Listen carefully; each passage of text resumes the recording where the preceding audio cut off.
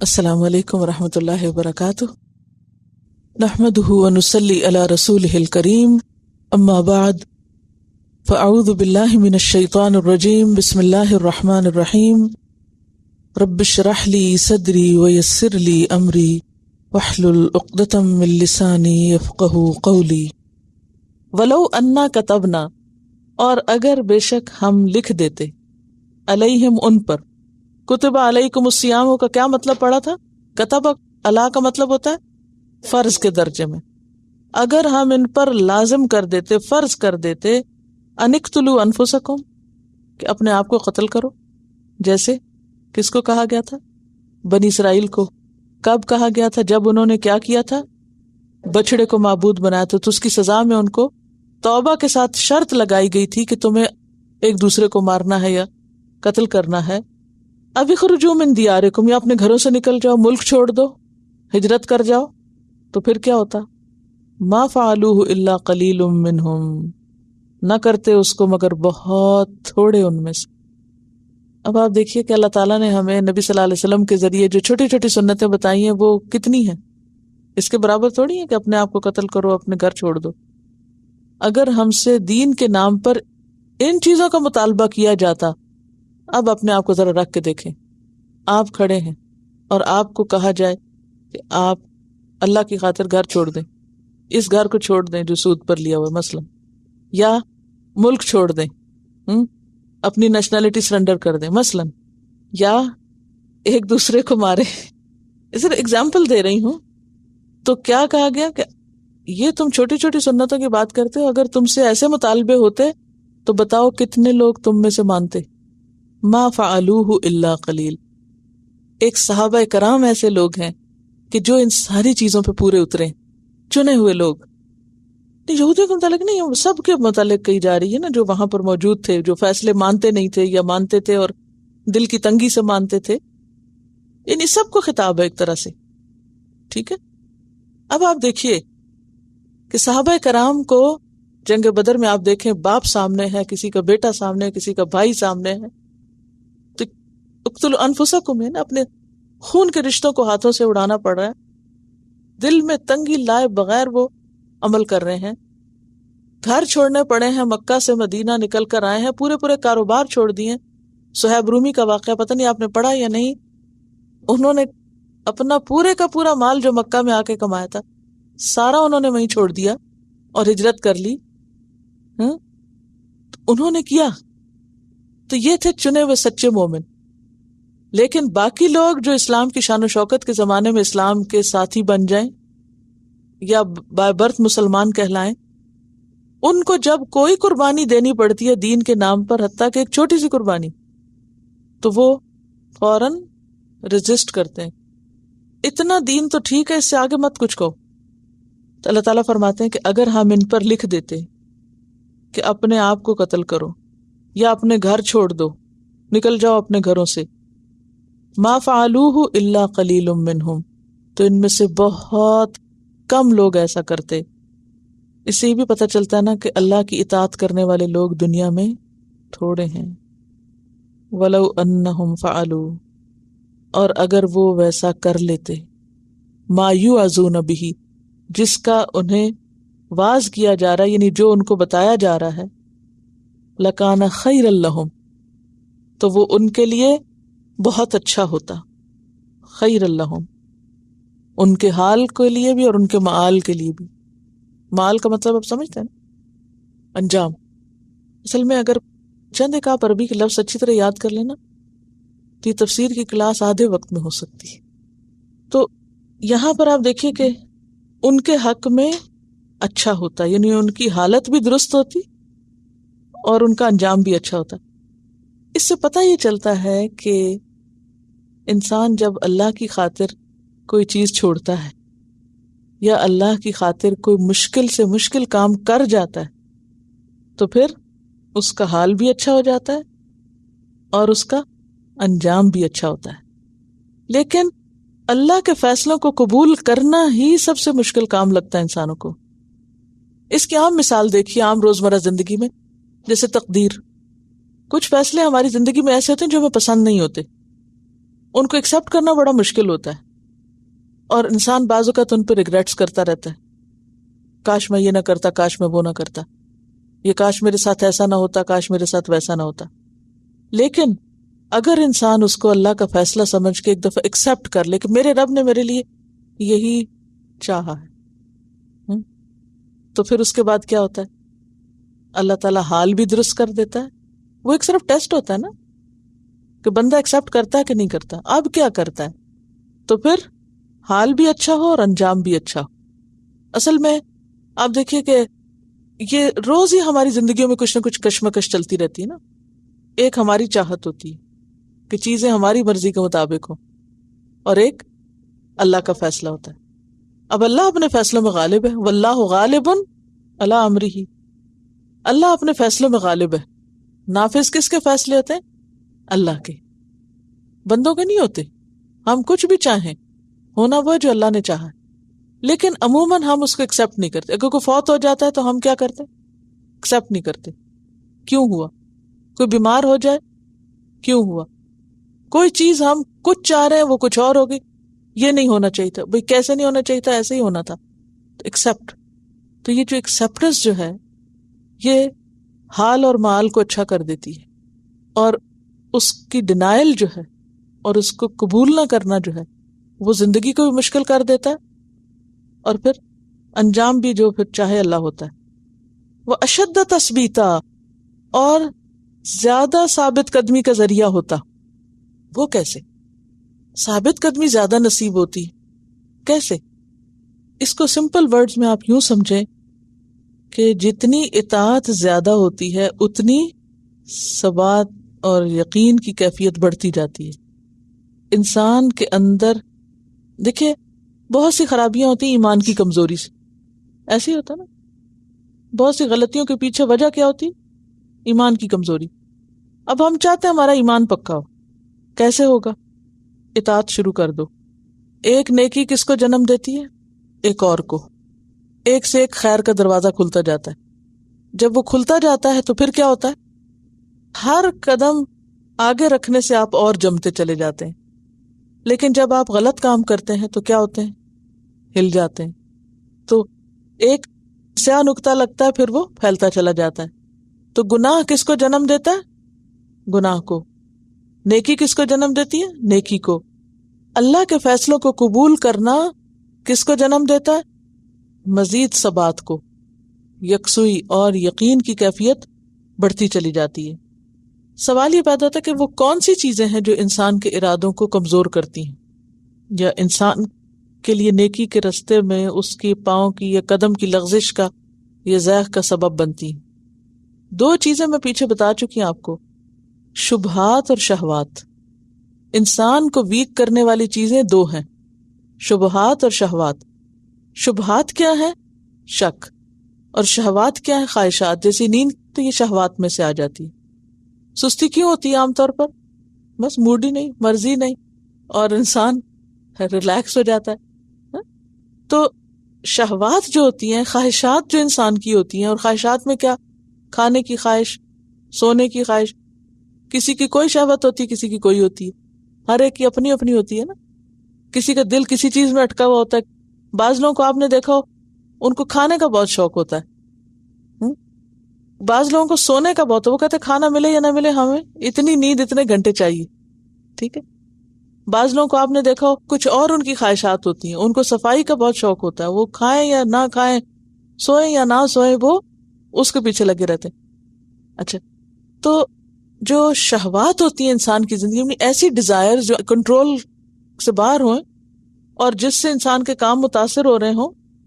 مثلا کسی کو باتیں کرنے کا بہت شوق ہے ٹیلی فون پہ مثلا، اب آپ گھنٹہ گھنٹہ لگا رہے ہیں، یہ شہوت ہوتی ہے نا. یعنی کچھ لوگوں کے باقاعدہ شیڈیول میں ریگولرلی کچھ لوگوں سے بات کرنا لازم ہوتی ہے. وہ کھا لیتے پی لیتے سو لیتے آرام کرتے، پھر وہ کہتے ہیں ابھی کوئی کام رہتا ہے. اچھا وہاں مجھے فون کرنا تھا، پھر فون کرتے پھر کہتے ہیں اب دن کا کام پورا ہوا. ٹھیک، مثلا ایک مثال دینی. تو یہ جو شہوات ہوتی ہے نا، کئی لوگوں کو جیسے چائے کی خواہش ہوتی ہے، ان کا کھانا ہضم نہیں ہوتا جب تک کہ وہ چائے نہ پیے. مثلا ایک مثال ہے چھوٹی سی. اچھا، ان شہوات کے آگے انسان کمزور ہوتا ہے. ثبات کے اپوزٹ جاتا ہے نا، تثبیت نہیں رہتی، ثابت قدمی نہیں رہتی. آپ کہاں آ کے ویک پڑ جاتے ہیں اپنی خواہشات کے آگے. یعنی شہوات اصل میں انسان کے ویک پوائنٹس ہوتے ہیں کہ جن چیزوں کو انسان کنٹرول نہیں کر پاتا عام طور پر، ان کے آگے سرنڈر کر دیتا، ان کے آگے بس جھک جاتا ہے. اصل میں کوئی بھی چیز شہوت اس وقت بنتی ہے کہ جب انسان، آپ کو یاد ہے جب میں نے زین للناس حب الشہوات کی بات کی تھی نا، اس وقت میں نے یہ بتایا تھا کہ جیسے مال ہے، عورت ہے، بچے ہیں، یہ سب چیزیں آخرت کمانے کا بہترین ذریعہ بھی ہے، لیکن دوسری طرف سخت آزمائش بھی ہے. جب ان چیزوں کو انسان حق میں استعمال کرتا ہے تو یہی چیزیں ثبات کا ذریعہ بنتی ہیں، اور جب انسان ان سے مغلوب ہو جاتا ہے اور حق چھوڑ دیتا ہے ان کے پیچھے، اس سے اہم کام چھوڑ دیتا ہے.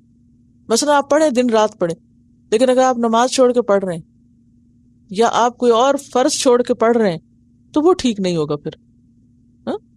دوسری چیز ہے شبہات. شہوات کیا ہے؟ انسان کی کوئی ایسی خواہش جو اس پہ غالب آ جائے اور جس کے آگے وہ کمزور پڑ جائے. جیسے دیکھیں نا، بچوں کی محبت، ایسی محبت کہ جس میں انسان آ کے کمزور پڑ جائے، ڈھیلا پڑ جائے. اچھا کوئی نہیں، بچے ہی ہیں نا، چلو غلط کیا بھی ہے تو ٹھیک ہے.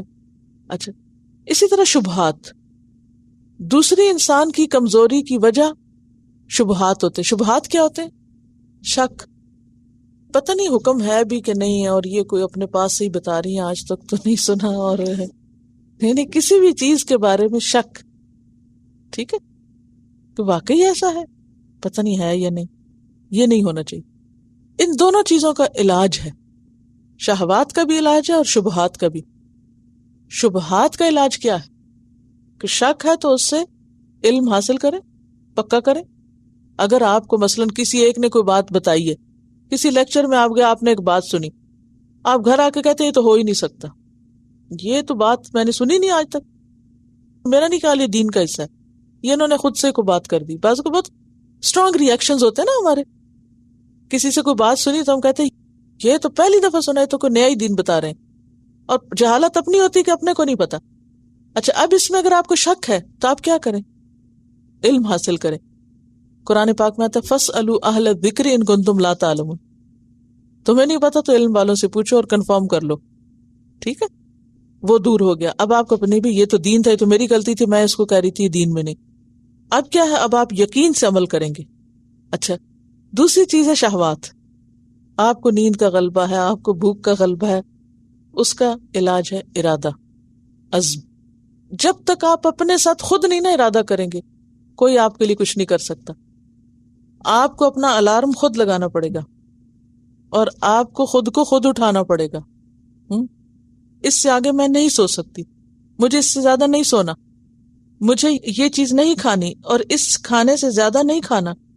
صرف ڈائٹنگ میں کون لوگ کامیاب ہوتے ہیں؟ جو ارادے کے پکے ہوتے ہیں. جو لوگ ارادے کے پکے نہیں ہوتے ان سے آپ ڈائٹنگ نہیں کروا سکتے. کیوں؟ وہ آپ کے سامنے تھوڑا کھائیں گے، اٹھ کے پھر وہاں جا کے اور کھا لیں گے، کیونکہ وہ اپنے ساتھ نہیں ارادہ کر سکتے. لیکن جو لوگ اسٹرانگ ہوتے ہیں کہ نہیں بھی یہ چیز مجھے نقصان دیتی ہے، میں یہ نہیں لے سکتا، تو وہ کیا کرتے ہیں؟ چاہے آپ کتنا بھی ان کے سامنے اچھا لا کے رکھیں، وہ نہیں کھا سکتے، کیونکہ وہ فرم ہوتے ہیں نا اپنے ارادے کے پکے. تو عزم میں پختگی جو ہے وہ ثابت قدمی دیتی ہے انسان کو، انسان پہ جم جاتا ہے اس رستے میں. مثلا آپ دیکھیں، آپ سب ہیں ماشاءاللہ ماشاءاللہ، نظر نہ لگے کچھ لوگ روز آتے ہیں، چھٹی نہیں کرتے. اچھا، اب میں سوچتی ہوں کہ وہ بھی اسی سوسائٹی میں رہتے ہیں، اسی زمین پر رہتے ہیں، اسی معاشرے میں رہتے ہیں، اسی ماحول میں رہتے ہیں، ان کی بھی بڑی مجبوریاں، بڑی مصروفیات ہیں، بڑے کام. کچھ اور لوگ ہیں وہ چھوٹا سا مسئلہ وہ چھٹی کر لی. فرق کس چیز کا؟ ارادے کا ہے نا، کہ نہیں یہ میری پرائرٹی ہے، باقی چیزیں سیکنڈری ہیں، مجھے یہ پورا کرنا ہے. جس نے یہ ارادہ کر لیا نا کہ ایک دفعہ قرآن کو تو میں نے پوری توجہ سے اس کو بھی حق دینا ہے. دیکھیے اگر اوروں کے حقوق ہے نا، عموماً ہمارے ارادے کہاں سے لڑکتے ہیں؟ اس کا حق ہے، اس کا بھی، سب کے حقوق ہیں، ٹھیک ہے اپنی جگہ، مگر اس کا بھی تو کوئی حق ہے نا. یتلونہ حق تلاوت، یہ بھی تو ہے نا، اس کو بھی تو پڑھنا ہے. یہ کب پڑھیں گے؟ اگر آپ کلاس میں حاضر نہیں ہوں گے، اگر آپ گھر جا کے اس کا سبق دہرائیں گے نہیں، اگر آپ امتحان نہیں دیں گے تو اس کا حق نہیں ادا ہو سکتا. اگر آپ یہ کہیں اچھا میں اس کے نوٹس لے لوں گی، اس سے دیکھ لوں گی، نہیں حق ادا ہو سکتا. تو بات یہ ہے کہ جو بھی کوئی کام کرنا ہو، مثلا کھانا ہی پکانا ہے آپ کو، کچھ بھی کام کرنا ہو، تو جب تک آپ اس کو اس کا حق نہیں دیتے وہ کام صحیح طور پر نہیں ہو سکتا. یہ اصل میں اس آیت کا جو خلاصہ ہے نا سارا، وہ یہ ہے کہ اللہ کا حکم جو مانے گا اس کے لیے ہی اچھا ہوگا، اس کو مزید ترقی ملے گی، ثبات اور استقامت آئے گی اس کے اندر. اور جو نہیں مانے گا، نافرمانی کرے گا، وہ پھر کہیں کا بھی نہیں رہے گا. وہ ڈاواں ڈول اور لڑکھڑاتا اور گرتا پڑتا ہی بس چلے گا، اور کہاں پہنچے گا اور کہاں نہیں. اور پھر اس میں ایک اور بات یاد رکھیں کہ ان ساری چیزوں میں ثبات کے لیول میں اور اطاعت کے لیول میں بندوں میں فرق ہوتا ہے. ٹھیک ہے، بندوں کے اعمال میں فرق ہوتا ہے. کوئی لوگ کوئی کام کرتے ہیں تو ٹاپ کلاس کام کرتے ہیں، اور کچھ لوگ کام کرتے ہیں تو چل چلاؤ کرتے ہیں. فرق ہے نا. کوئی بھی کام، کچھ لوگ صفائی کرتے ہیں پرفیکشن کے ساتھ، کوکنگ کرتے ہیں پرفیکشن کے ساتھ، کوئی بھی لکھتے ہیں، پڑھتے ہیں، واٹ ایور، جو بھی ان کے اوپر ذمہ داری ہوتی ہے وہ اس امانت کو پورا ادا کرتے ہیں. اچھا، اور کچھ لوگ ہوتے ہیں وہ سر سے اتارتے جاتے ہیں. مجھے یہ نہیں اچھا لگتا، مجھے تو کوکنگ بالکل اچھی نہیں لگتی، لہٰذا بس پکا دیا جو پکانا. مجھے یہ اچھا نہیں لگتا، مجھے وہ اچھا نہیں لگتا. کوئی کام بھی ڈھنگ سے نہیں کرتے. یہ چیز اچھی نہیں ہوتی. لیکن بہرحال شخصیات ہوتی ہیں، ہر ایک کی پرسنالٹی میں ہوتا ہے. کچھ لوگ جس کام کا ذمہ لیں گے اس کو قوم میں اور ڈاٹ کی حد تک بھی پورا کر کے دیں گے آپ کو. اور کچھ لوگ بس چل چلاؤ کریں گے، وہ پڑھنے میں چل چلاؤ. وہ ایسے لوگ کہیں بھی نہیں ٹکتے، وہ کسی بھی کام کے نہیں ہوتے.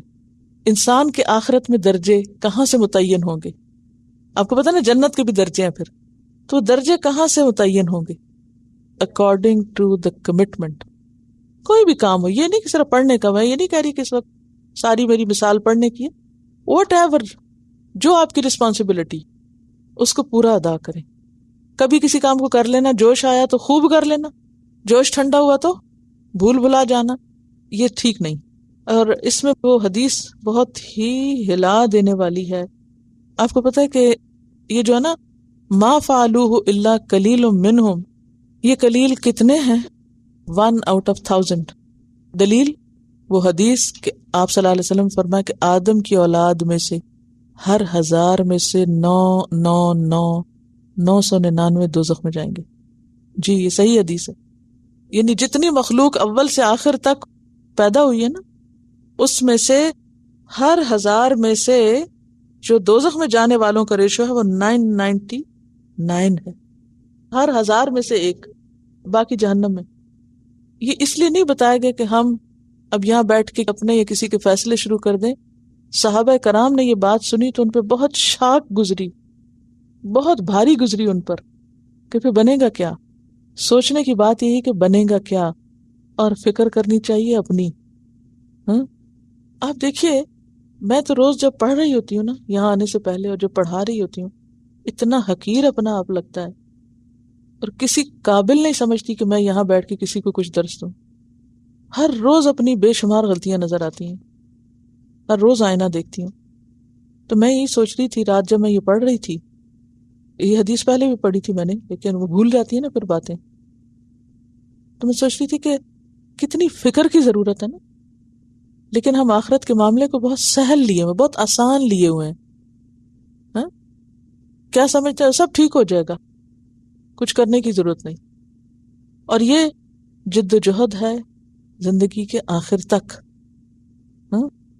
اب یہاں پر یہ سمپل سی بات ہے کہ اگر ہم ان پر چھوٹی سی بات انہیں کہتے ہیں اور وہ ان کے دل پہ گراں گزرتی، تو کہاں یہ کہ بڑی بڑی باتیں کہتے، تو پھر ان میں سے کتنے کرتے؟ بہت تھوڑے کرتے. اور اگر دیکھا جائے تو سمینا و اطانا کہنے والے واقعی کم ہے. کہ سنا، کہا بالکل ٹھیک ہے، مشکل ہے کہ آسان ہے، چھوٹا ہے کہ بڑا ہے، ہم کریں گے. پھر فرمایا کہ ہم ان کو ثابت قدمی بھی دیں گے، جب وہ اچھا کرنے لگ جائیں گے تو ہم ان کو ثابت. یہ بالکل ایسے ہی جب بھی کسی بچے کو بھی آپ دیکھیں نا، کوئی کام پہلے دن دیں تو وہ نہیں کر سکتا، پھر آپ اس کے ساتھ لگ جائیں، کراتے جائیں پھر پکا ہو جائے. جیسے ریڈنگ کی عادت ہے، کچھ لوگ کتنے فاسٹ ریڈنگ کرتے ہیں، وہ کیسے استقامت ہوتی ہے ان کو ریڈنگ کی. اور کچھ بچے بالکل نہیں پڑھتے کیونکہ انہیں بچپن سے عادت نہیں پڑی پڑھنے کی. اپنے بچوں میں آپ فرق دیکھ سکتے ہیں. جن کو بچپن میں پڑھنے کی عادت پڑ گئی، پختہ ہو گئے، وہ بیٹھیں گے کتاب اٹھائیں گے پڑھتے جائیں گے، اور جن کو شروع میں نہیں پڑھی ان کو 2 لائنیں پڑھانا ایک مصیبت ہوگی. ثبات نہیں. ثبات کا کیا مطلب ہوتا ہے؟ جم کے پھر ہلنا نہیں ادھر ادھر، یہی کرنا ہے، یہ میرے فائدے کا یہی کرنا ہے. تو نیکی میں ثبات کب آتی ہے، استقامت کب آتی ہے؟ جب انسان واقعی نمبر 1 کمپلیکس سے باہر نکل آتا ہے، شکوک سے نکل آتا ہے، شہوات سے نکل آتا ہے، اور اللہ کے فیصلے سن کے دل میں تنگی نہیں محسوس کرتا. تو اللہ تعالیٰ فرماتے ہیں کہ اگر کوئی ایسا کرے گا وَإِذَن، تو تب لَآتَيْنَاهُمْ مِن لَّدُنَّا أَجْرًا عَظِيمًا، ایسے لوگوں کو ہم اپنے پاس سے اجر عظیم عطا کریں گے. عظیم کا مطلب کثیر، شدید. وَلَهَدَيْنَاهُمْ صِرَاطًا مُسْتَقِيمًا، تو ایسے ثابت قدم لوگوں کو ہم صراط مستقیم کی رہنمائی کریں گے.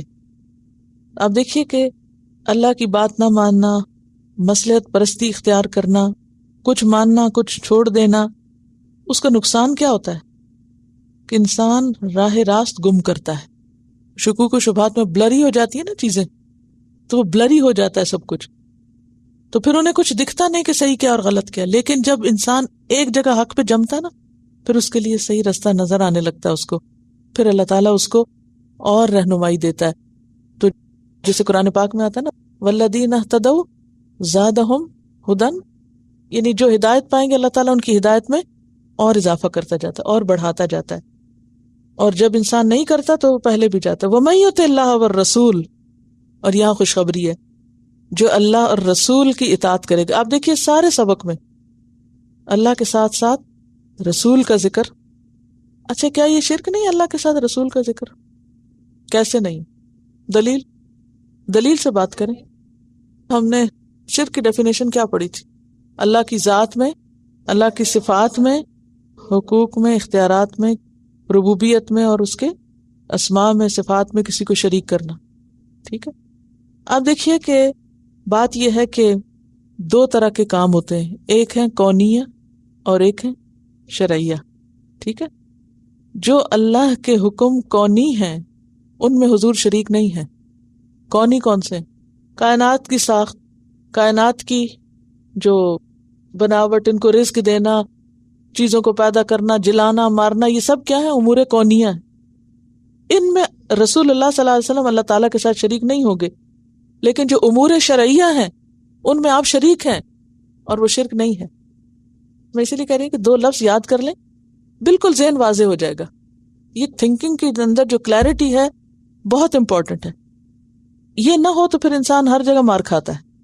اب اگر کوئی آپ کے آ کے یہی سوال کرے کہ یہ تو آپ اللہ کے ساتھ حضور کا نام بھی لے رہے ہیں تو یہ تو شرک ہو گیا، تو یہ شرک نہیں ہے. شرک کہاں ہوتا ہے؟ امور کونیہ میں. اور امور شرعیہ میں ہر جگہ حضور ساتھ ہیں. شریعت ان کے ذریعے ہی تو پہنچی، لہذا شریعت کے احکام میں ہر جگہ آئے گا اللہ کی اطاعت کرو، رسول کی کرو. بلکہ یہاں تک آتا ہے من یطع الرسول فقد اطاع اللہ، جو رسول کی اطاعت کرتا ہے وہ دراصل اللہ کی کرتا ہے.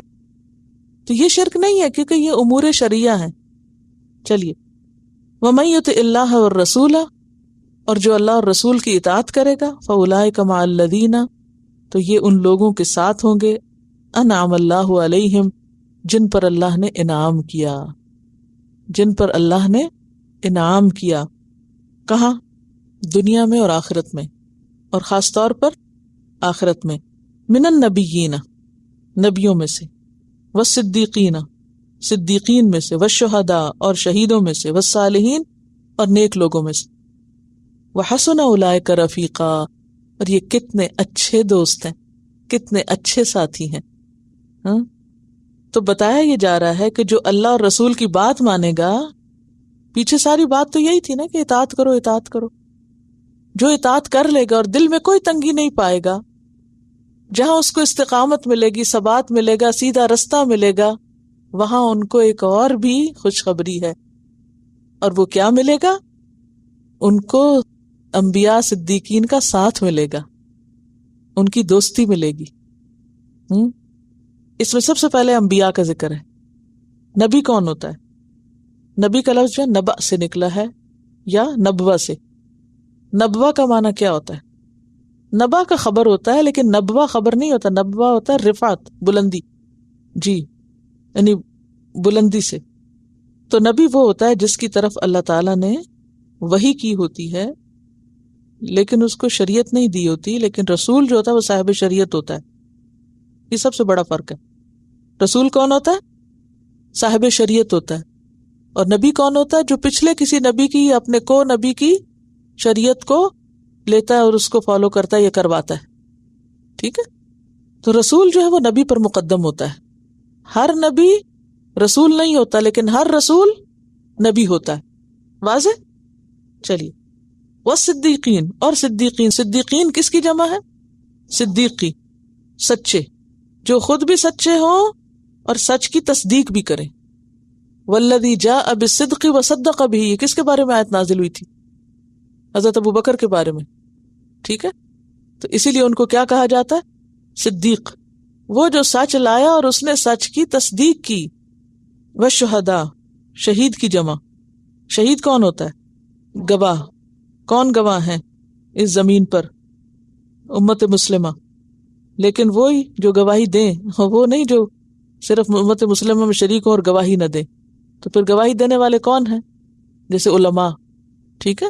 یاد ہے شہد اللہ انہ لا الہ الا ہوا والملائکۃ واولو العلم قائما بالقسط. کہاں پڑھا؟ آل عمران میں. تو اس میں اولو العلم کو کیا کہا گیا؟ گواہی دینے والے. یہ دلیل ہے. تو اولو العلم شہید ہیں. ٹھیک ہے. اور پھر شہید اس کو بھی کہتے ہیں جو اللہ کے راستے میں اپنی جان دے. ہم شہید صرف ایک ہی کو سمجھتے ہیں جو اللہ کے راستے میں جان دے. ٹھیک ہے، وہ بھی بہت مشکل کام ہے لیکن یہ علم حاصل کرنا روز جان دینا ہے. جو واقعی اولو العلم ہیں، جو علم رکھتے ہیں اور علم میں پختگی حاصل کرتے ہیں، وہ پھر خون پسینہ ایک کرنا پڑتا ہے، سیکریفائس کرنا پڑتا ہے. اور اس میں آپ دیکھیے سب سے اعلیٰ درجہ انبیاء کا ہے، پھر اس کے بعد صدیقین کا ہے اور اس کے بعد شہداء کا ہے، اہل علم کا ہے، یا اللہ کی راہ میں جان دینے والوں کا ہے.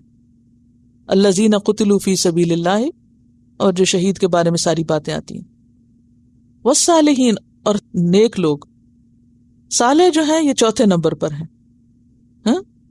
اور ہر صالح جو ہے وہ صدیق اور شہید اور نبی نہیں ہوتا، لیکن ہر نبی اور ہر صدیق اور ہر شہید صالح ہوتا ہے. اور صالح کیا ہے؟ فاسق کی ضد ہے. صالح ضد الفاسق. اور فاسق کون ہوتا ہے؟ سورۃ البقرہ میں پڑھ چکے ہیں نا، حدیں توڑنے والے.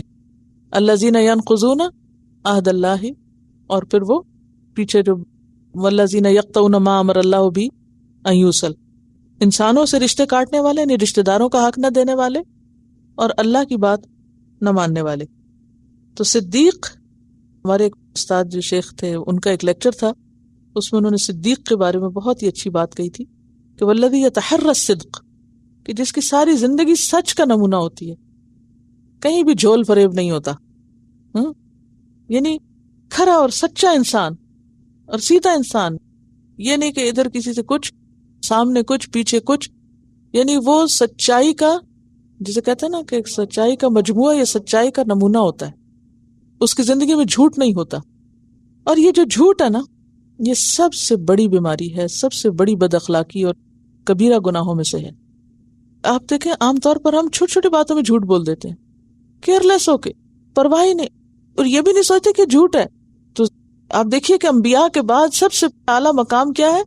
صدیق کا، کہ وہ جس کی زندگی سچائی کا نمونہ. جھوٹ بولنا تو دور کی بات، اس کے رویے میں بھی جھوٹ اور فریب نہیں ہوتا.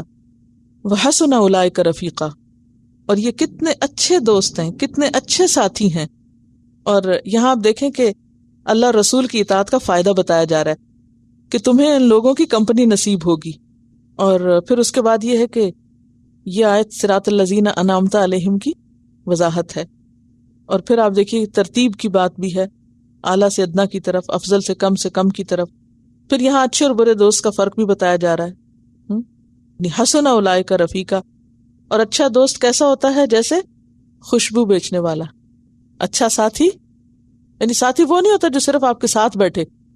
ہم دوست کس کو سمجھتے ہیں؟ ساتھی کس کو کہتے ہیں؟ رفیق کس کو کہتے ہیں ہم؟ جو ہر وقت جڑا رہے ساتھ، ہر جگہ ساتھ نظر آئے. کیا وہ رفیق ہوتا ہے؟ کون ہوتا ہے؟ پھر تو آپ ان میں سے کسی کے بھی رفیق نہ ہوئے ہی جو گزرے ہیں، جن کا مشن ایک ہے، جن کی سوچ ایک ہے، خواہ وہ ہزاروں میل کے فاصلے پر ہوں، خواہ وہ ہزاروں سال کے فاصلے پر ہوں، ان کے بیچ میں ہزاروں سال کی مدت ہو، کوئی بات نہیں. ہاں، دوستی انہی کے ساتھ ہے، گروپ انہی کا ہے، یہ انہی کے فالوورز اور انہی کے ساتھی ہیں. انبیاء، صدیقین، شہداء اور صالحین کے، چاہے وہ کہیں بھی ہوں، ضروری نہیں کہ وہ جسمانی طور پہ قریب بیٹھنے والے ہوں یا ایک جگہ کولیگز ہوں، کام کرنے والے، وہ کہیں بھی ہوں، وہ سب اللہ کے فضل میں ہیں. ذالک الفضل من اللہ، یہ اللہ کی طرف سے فضل ہے، اپنا کمال نہیں، یہ کسی کا بھی ذاتی کمال نہیں. کیا چیز؟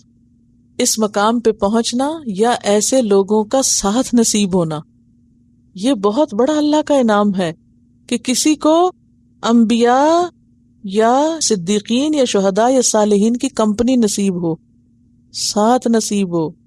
یہ اللہ کا بہت بڑا فضل ہوتا ہے کسی پر تو اس کو یہ موقع دیتا ہے. ورنہ دنیا میں لوگ تو بہت ہیں اور ہر شخص کا کوئی نہ کوئی دوست ہوتا ہے، کوئی نہ کوئی اس کی کمپنی ہوتی ہے، کوئی نہ کوئی اس کے آس پاس کے لوگ ہوتے ہیں، لیکن کسی کو نیک لوگوں کا ساتھ مل جائے، یہ بہت بڑا اللہ کا فضل ہے. وَكَفَى بِاللَّهِ عَلِيمًا، اور اللہ کافی ہے جاننے والا. کیا جاننے والا؟ کہ اسے اپنا فضل کس پر کرنا ہے، کون اس فضل کا مستحق ہے. یہ جو آخری بات ہے نا، وَحَسُنَ أُولَٰئِكَ رَفِيقًا، اللہ تعالیٰ ایسے دوستوں کی تعریف کر رہے ہیں. کتنے خوبصورت دوست ہیں یہ، انبیاء، صدیقین، شہداء اور صالحین، کتنے خوبصورت ساتھی ہیں، کیسی خوبصورت مجلس ہے ان کی. اور اس مجلس میں کسی کو شریک ہونے کا موقع مل جائے اور ان کا ساتھ نصیب ہو جائے، اس سے بڑا اللہ کا فضل کیا ہو سکتا ہے. اور اللہ خوب جانتا ہے کہ کس کو وہ اپنا فضل کتنا عطا کرے، کون کیا چاہتا ہے، کیا ڈیزرو کرتا ہے. وآخر دعوانا ان الحمد للہ رب العالمین. سبحانک اللہم وبحمدک، نشہد ان لا الہ الا انت، نستغفرک ونتوب الیک. السلام علیکم ورحمۃ اللہ وبرکاتہ.